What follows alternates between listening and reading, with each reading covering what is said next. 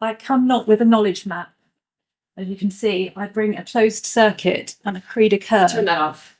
Turn it off. Sorry. Can you hear me now? That work? It takes a second. Any better? So I just want to talk about some points about where our knowledge is not meeting the public, and working as a digital public archaeologist in the coalface of the data mines of public opinion on what's happening and why archaeology is interesting.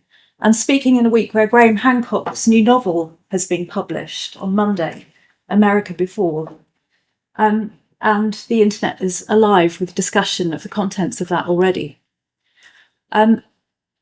We live in an era of acceptability of false information being spread very quickly and easily by the internet, by social media, by online forums, by closed groups. The political climate is supportive of this type of disinformation being shared. And that happens in the UK at government level. Michael Gove famously 2 years ago said that Britain no longer needs experts.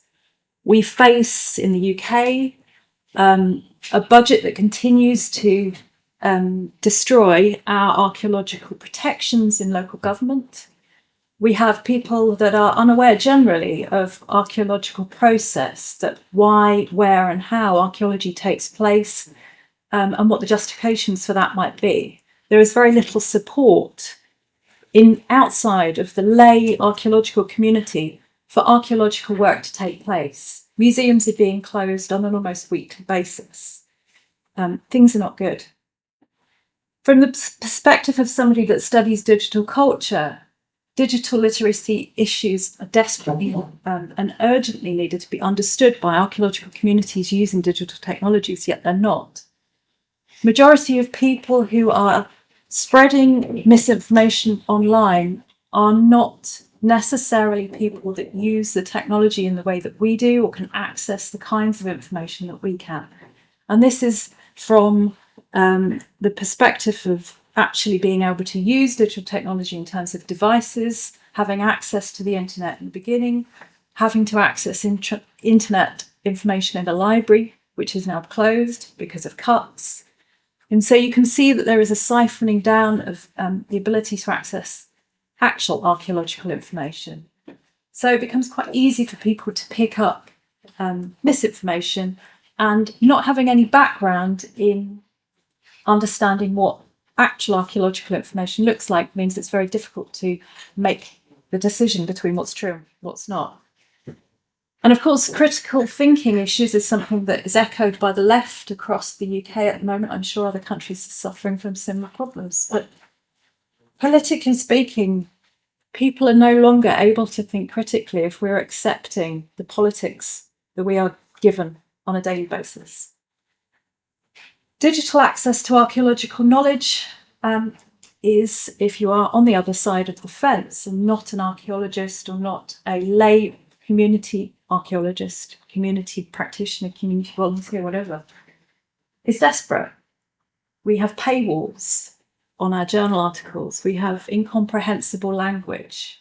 We have obscure niche topics, and something that Colleen was talking about. We need to talk about how we are telling stories. Our narratives need to change.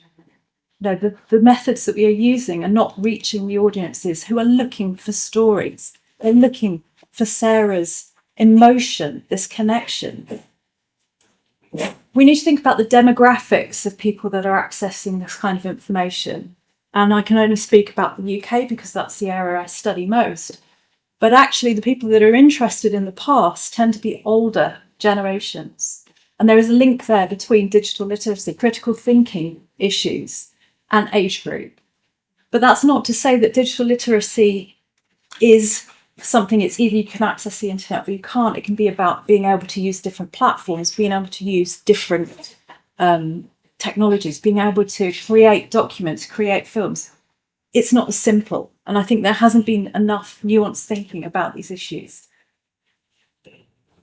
We need to think about public expectations And when you have a public that are looking for stories, they're looking for emotion, they're looking for a day out, they're looking for something that can be engaged with, and yet we're not able to provide that, then there is a big problem. And it's far more interesting for people to think about ancient DNA from the perspective of where do I belong in that? And how does that make me British? How does that give me an identity? And how can I, at the backdrop of Brexit, and I'm sorry to bring it up, but how can I use this DNA evidence from an archaeologist that is already poorly interpreted by DNA specialists themselves and not necessarily talking to archaeologists about this? How can I then manipulate this information to create nationalist identities and hurt people? Because this is what this misinformation does. We have to think about the social realities of where people are accessing this information and why. You know, not everybody is going to be interested in archaeology. Not everybody has a long engagement. This isn't about, ensuring that people are able to engage with actual facts over a long period of time, because it's perfectly acceptable for people to have momentary interventions and access to archaeological knowledge without them ever needing to do that again. But we seem to think, and our organisations seem to think, and our funders seem to think, that we have to prove ongoing impact and engagement. And that doesn't work. So I think that my knowledge map is a spiral, and I'm very depressing, and this is very cynical. But these are issues that we really need to think about, and I'm really looking forward to talking more about them. Thank you.